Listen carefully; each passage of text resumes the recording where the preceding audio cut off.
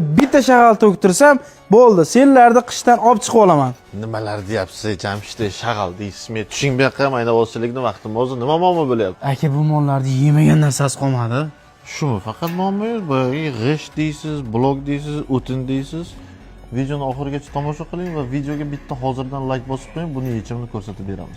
Agar siz mol boqadigan bo'lsangiz, xuddi shunaqa holat, hamma narsani yalab yoki yeyotgan bo'lsa, xuddi mana shunaqa sehrli kukunchadan olasiz. Bitta mol boshiga o'rtacha 70 grammdan yemini ustiga sepasiz, bitta aralashtirib yorib va molingizni oldiga to'kasiz.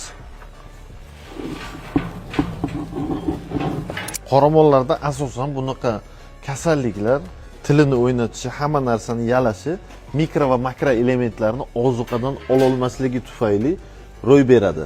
O'shanaqa holat bo'lmasligi uchun mollarimizga kunlik ozuqasini ichiga 70 grammdan Ranamix premixidan qo'shib beradigan bo'lsak, doimiy asnovada bersak agar maqsadga muvofiq bo'ladi.